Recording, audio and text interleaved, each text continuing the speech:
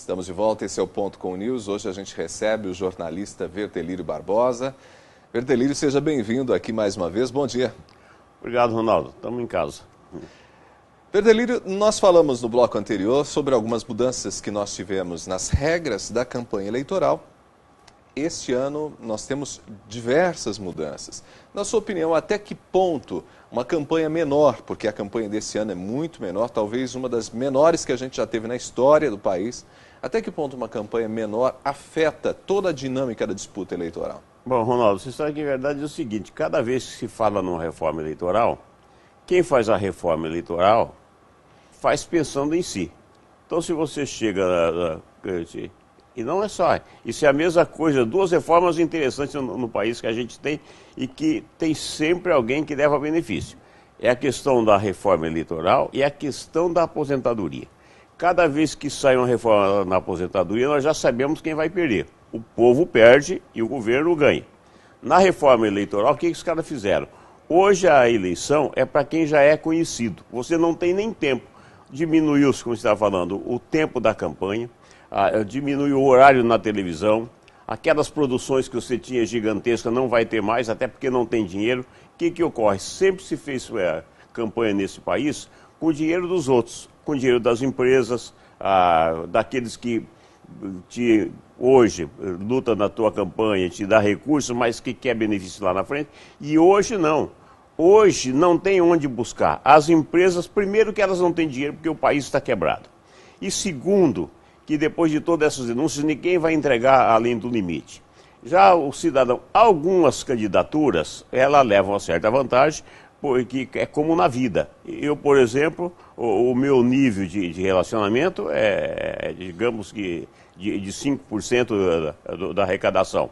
De repente vem você que você tem uma capacidade de arrecadar 10%. Isso vai acontecer. Mas, de qualquer maneira, a campanha vai ser pobre. Quem quiser ganhar a eleição hoje vai ter que ter santinho e sola de sapato para visitar o eleitorado e entregar o aviso, entregar o número de que ele é candidato. Principalmente no caso de candidato a vereador.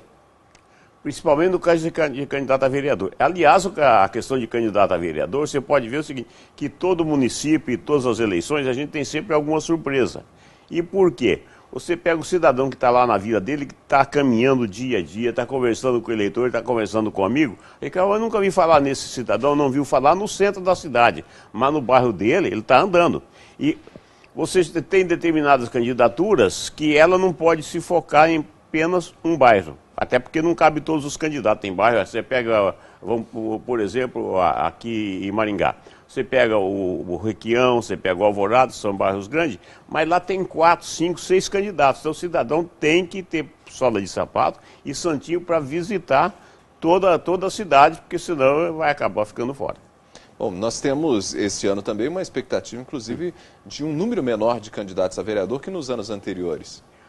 Bem menor, porque você vê hoje, antes você fazia uma coligação, 5 partidos, você lançava 100 candidatos. Hoje, se você fizer com 5 partidos ou com um partido, você vai lançar 23 candidatos. Então, isso vai reduzir muito. Agora, compete à direção partidária fazer uma seleção melhor dos candidatos, em todos os níveis. Aquele que tem potencial eleitoral, aquele que tem mais capacidade.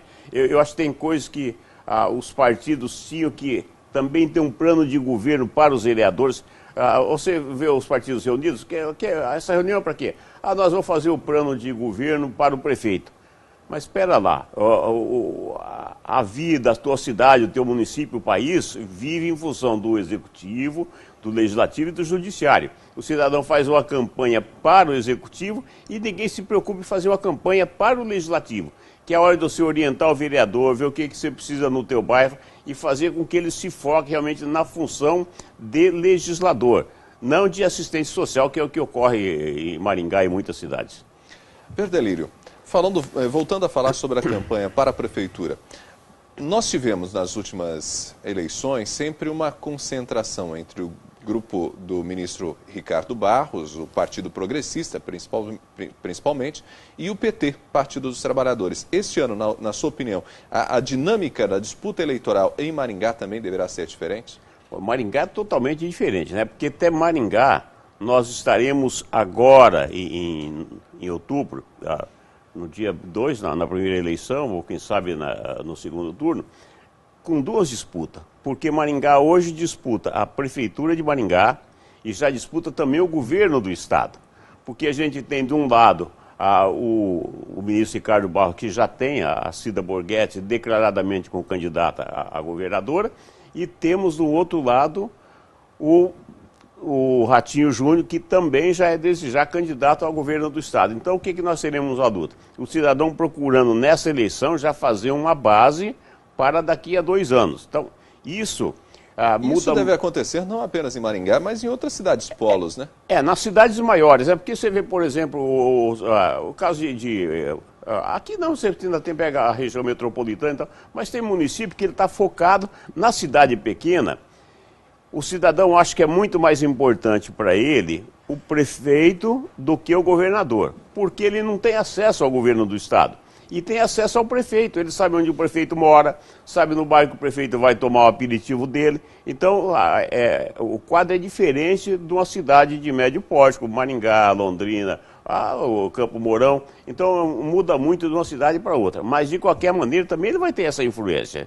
E isso que também o cidadão já começa a pensar como é que vai ficar também a presidência da República, que é uma outra disputa, que nós temos aí um mandato muito curto do Michel Temer, se é que ele termina, porque a gente nem sabe, porque agora, nesse final de semana, o Eduardo Cunha diz que ele vai ficar na história do Brasil como o homem que derrubou 2 presidentes, quer dizer, o que já deixa a Dilma preocupada. Aliás, a preocupação da Dilma até já nem existe muito, Reinaldo, porque eles também já sabem que ela não vai voltar. A Dilma hoje conversa muito pouco com o Lula jogou a toalha, a Dilma também já jogou a toalha, sabe que não vai voltar. Agora, essa declaração do Eduardo Cunha preocupa muito o Michel Temer, porque de repente tem coisa que a gente não sabe. Aliás, aqui entre nós, né, mesmo nós da imprensa que tínhamos que saber um monte de coisa, está acontecendo um monte de coisa que o brasileiro não sabia, nós não sabíamos e outras coisas virão por aí. Bom, o cenário político do país é um cenário bastante, quase inédito, né? Então, mas uma vantagem é o seguinte, é totalmente inédito, né? Porque nós tivemos, no caso do Collor, foi diferente, o afastamento dele foi diferente, a gente já tinha um vice-presidente que não se envolveu tanto para ficar no cargo como está acontecendo com o Michel Temer, mas nós temos que reconhecer o seguinte, que o país precisava de alguma coisa. E para nós foi bom o afastamento da Dilma, porque hoje a motivação é outra. Você nota que o país já está crescendo em diversos setores, a motivação é outra, então precisava isso.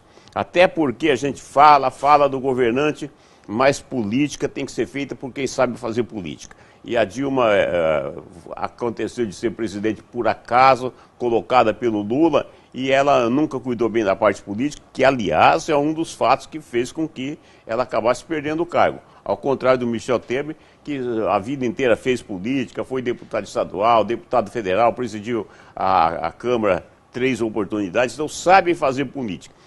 E vai mudar ainda, vai mostrar muito mais essa sabedoria política, então logo termine a questão do impeachment. Porque quem quiser governar tem que governar com todos. Vai ter que buscar também o pessoal da esquerda, até alguém da oposição, para somar no time daqueles que lutam pensando realmente no país e não simplesmente na política. Verdelírio, foi um prazer recebê-lo mais uma vez aqui, sempre muito bem-vindo.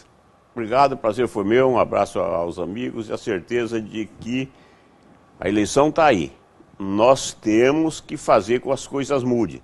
Escolha na tua cidade o teu melhor candidato a vereador, o teu melhor candidato a prefeito, e esteja sempre perto dele, não para pedir as coisas, mas para cobrar que esse pessoal trabalhe em favor da comunidade. Um abraço.